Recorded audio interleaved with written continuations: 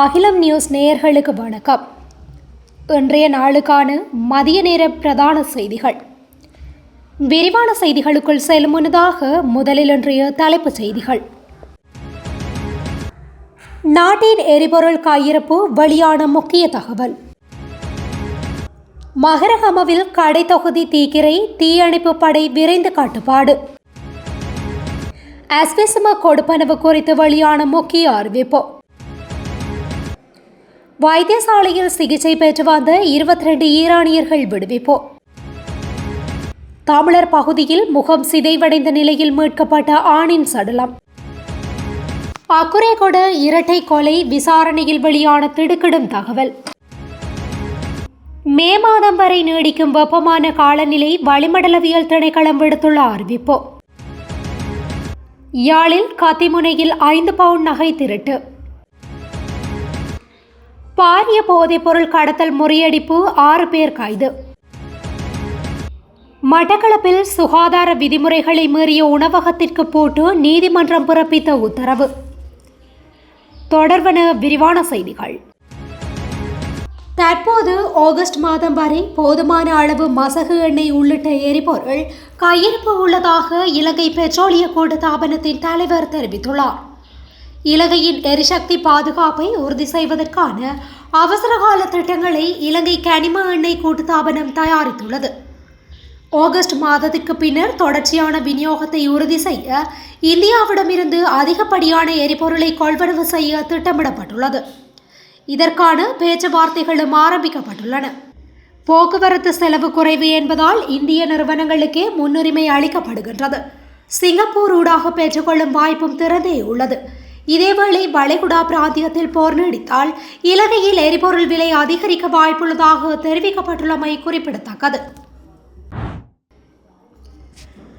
மகரகம நகரில் அமைந்துள்ள கடை தொகுதியொன்றில் தீப்பரவல் ஏற்பட்டுள்ளது.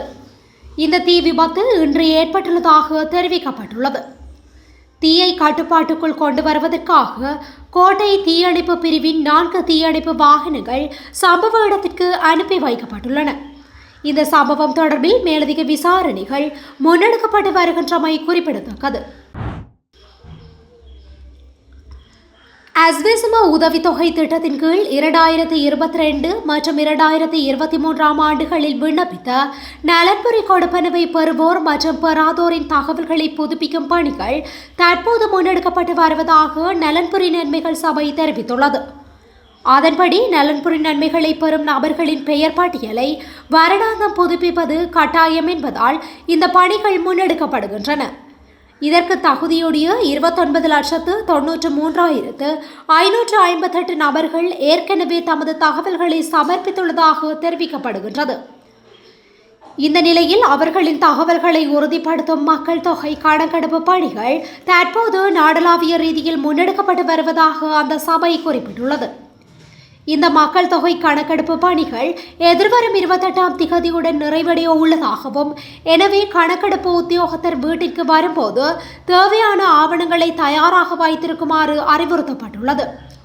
அதன்படி 18 வயதிற்கு மேற்பட்ட அனைத்து உறுப்பினர்களிடம் தேசிய அடையாள அட்டைகள், கடந்த 3 மாதங்களுக்கான மின்சார பட்டியல்கள், காணி உறுதி பத்திரங்கள், வாகன உரிமை பத்திரம் மற்றும் மருத்துவ சான்றிதழ் போன்ற ஆவணங்களை உத்தியோகத்தர்களிடம் சமர்ப்பிக்க தயாராக வைத்திருக்குமாறு கோரப்பட்டுள்ளமை குறிப்பிடத்தக்கது.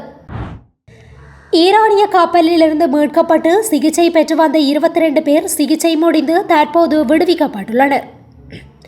தென் கடற்பரப்பில் அமெரிக்க கடற்படையினரின் தாக்குதலுக்கு உள்ளாகி மூழ்கிய IRIS தேனா என்ற ஈரானிய போர்க்கப்பலிலிருந்தே இவர்கள் மீட்கப்பட்டிருந்தனர்.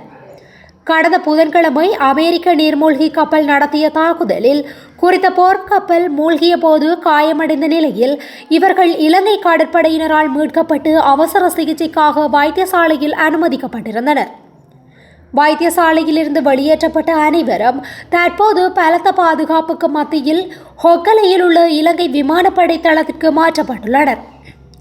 இதனைத் தொடர்ந்து ஹொக்கலை விமானப்படை தளத்தை சுற்றியுள்ள பகுதிகளில் பாதுகாப்பு பலப்படுத்தப்பட்டுள்ளது. மத்திய கிழக்கில் நிலவும் போர் சூழலுக்கு மத்தியில் சர்வதேச முக்கியத்துவம் வாய்ந்த இந்த விவகாரம் குறித்து பாதுகாப்பு தரப்பினர் தீவிர கண்காணிப்பில் ஈடுபட்டுள்ளமை குறிப்பிடத்தக்கது. அம்பாறை காரிதீவு பகுதியில் முகம் சிதைவடைந்த நிலையில் ஆணொருவரின் சடலம் மீட்கப்பட்டுள்ளதாக போலீசார் தெரிவித்துள்ளனர். அறுவடை இயந்திரத்தை ஏற்றி உழவு இயந்திரத்தை செலுத்தி வந்த சாரதியொருவரின் சடலமே காரைதீவு போலீசாரினால் மீட்கப்பட்டுள்ளது. காரைதீவு போலீஸ் பிரிவிற்குட்பட்ட மாவடிப்பள்ளி வளைந்தவாட்டையில் இன்று மதியம் குறித்த சடலம் மீட்கப்பட்டுள்ளது. குறித்த சடலம் அம்பாறை நவகம்புர உதயபுர பகுதியைச் சேர்ந்த 39 வயது மதிக்கத்தக்கவர் என அடையாளம் காணப்பட்டுள்ளார். உயிரிழந்தவருக்கு வலிப்பு நோய் இருப்பது கண்டறியப்பட்டுள்ளது. அத்துடன் முகப்பகுதி சிறிது சிதைந்த நிலையில் காணப்படுவதுடன் மேலதிக விசாரணைகளை போலீசார் மேற்கொண்டு வருகின்றமையும் குறிப்பிடத்தக்கது. அக்குரேகொட பகுதியில் சட்டத்தரணி மற்றும் அவரது மனைவி சுட்டுக் கொல்லப்பட்ட சம்பவம் தொடர்பில் மேல்மாகாண தெற்கு குற்றத்தடுப்பு பிரிவினர் மேலும் பல திடுக்கிடும் தகவல்களை வெளிப்படுத்தியுள்ளனர். இந்த இரட்டை கொலை தொடர்பில் கைது செய்யப்பட்டு தடுத்து வைக்கப்பட்டுள்ள இரண்டாவது துப்பாக்கிதாரியிடம் முன்னெடுக்கப்பட்ட விசாரணைகளின் போதே இந்த தகவல்கள் வெளியாகியுள்ளன. கொலையை செய்த பின்னர் தான் கொட்டாவை வரை காரில் வந்து அங்கிருந்து இறங்கி கொழும்பு கோட்டையை அடைந்ததாக சந்தேக நபர் தெரிவித்துள்ளார். பின்னர் கோட்டையிலிருந்து தம்புள்ளை சென்றதாகவும் அங்கிருந்து தமக்காகவே கரந்தனிய சுத்தா என்பவரால் தயார் செய்யப்பட்டிருந்த பேருந்து ஒன்றின் மூலம் மொனராகலைக்கு தப்பி சென்றதாகவும் அவர் குறிப்பிட்டுள்ளார். இதுகுறித்து போலீசார் நடத்திய தேடுதலில் மொரட்டுவை கொழும்பு வீதியில் ஓடும் ஒரு தனியார் பேருந்தே தம்புள்ளையிலிருந்து துப்பாக்கிதாரியை மொனராகலைக்கு அழைத்து சென்றது கண்டறியப்பட்டது. இதனைத் தொடர்ந்து குறித்த பேருந்துடன் அதன் சாரதி மற்றும் நடத்துனர் ஆகியோரை நேற்று போலீசார் கைது செய்துள்ளனர். நாடளாவிய ரீதியில் தற்போது நிலவி வரும் வெப்பமான காலநிலையானது எதிர்வரும் மே மாதம் வரையில் தொடரும் என வளிமண்டலவியல் திணைக்களம் தெரிவித்துள்ளது. இதேவேளை கொழும்பு, ஹம்பஹா மாவட்டங்களில் வெப்பத்தின் தாக்கம் அதிகமாக இருக்கும் என தெரிவிக்கப்பட்டுள்ளது. மேலும் சப்ரகமுவ, வடமேல், வடமத்திய மாகாணங்களிலும் வெப்பமான காலநிலை நிலவும். வவுனியா, மன்னார், ஹம்பாந்தோட்டை, மொனராகலை ஆகிய மாவட்டங்களில் வசிக்கும் மக்கள் மிகுந்த அவதானத்துடன் இருக்குமாறு அறிவுறுத்தப்பட்டுள்ளனர். உடல் வெப்பத்தை தணிப்பதற்கு தேவையான அளவு நீர் அருந்துமாறும் தேவையற்ற விதத்தில் வெளியில் நடமாடுவதை தவிர்க்குமாறும் கேட்டுக்கொள்ளப்படுகின்றார்கள். யாழ்ப்பாணம் வடமராட்சி கிழக்கு மணல்காட்டு சந்தியில் அமைந்துள்ள வீடொன்றிலிருந்து இன்று நகை கொள்ளை ஒன்று இடம்பெற்றுள்ளது. இன்று அதிகாலை 1 மணியளவில் மதிலால் பாய்ந்து 3 திருடர்கள் குறித்த வீட்டுக்குள் புகுந்து வீட்டிலிருந்த கணவனை தாக்கிவிட்டு பின்னர் மனைவியின் கழுத்தில் கத்தியை வைத்து சுமார் 5 பவுண்ட் நகையை அவரது கழுத்திலிருந்து அறுத்தெடுத்தனர். பின்னர் குறித்த பெண்ணையும் தாக்கியுள்ளதுடன் அரை மணி நேரத்துக்கும் அதிக நேரம் மணலை அள்ளி கொட்டியும் இரும்பாலும் பெண்ணின் கணவரை தாக்கியுள்ளனர். இதில் கணவர் மட்டும் படுகாயமடைந்து பருத்தித்துறை ஆதார வைத்தியசாலையில் சேர்க்கப்பட்டுள்ளார். இந்த சம்பவம் இடம்பெற்ற போது மருதங்கடி போலீசார் மற்றும் அவசர இலக்கங்களான 119 மற்றும் 118 ஆகியவற்றிற்கு அழைப்பு மேற்கொண்டு உதவி கோரியும் போலீசார் 8 மணி நேரம் கழித்து சரியாக காலை 9:15 மணிக்கே சம்பவம் நடந்த இடத்திற்கு சென்றதாக தெரிவிக்கப்படுகின்றது. குறித்த வீட்டில் நேற்றுடன் 3வது தடவையாக கொள்ளை சம்பவம் இடம்பெற்றுள்ளது. திருட்டு சம்பவம் சிசிடிவி காணொளிகளில் பதிவாகியுள்ளமை குறிப்பிடத்தக்கது. இலங்கையின் தெற்கு திசையில் உள்ள ஆடுகடல் பகுதியில் கடற்படையினர் முன்னெடுத்த விசேட தேடுதல் நடவடிக்கையின் போது பெருமளவிலான போதைப்பொருள் பொதிகளுடன் பல நாள் மீன்பிடி படகு ஒன்று கைப்பற்றப்பட்டுள்ளது.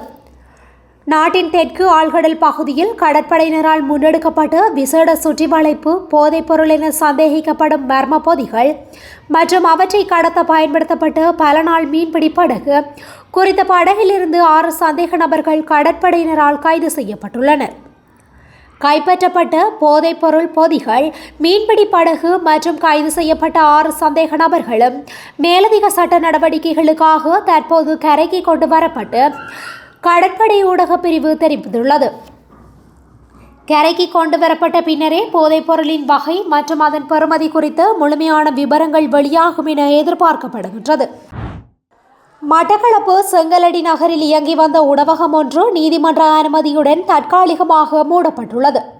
மேலும் சுகாதார விதிமுறைகளை மீறியமைக்காக 70,000 ரூபாய் தண்டப்பணம் ஏறாவூர் நீதவான் நீதிமன்றத்தினால் விதிக்கப்பட்டுள்ளதாக பொது சுகாதார பரிசோதகர்கள் தெரிவித்துள்ளனர்.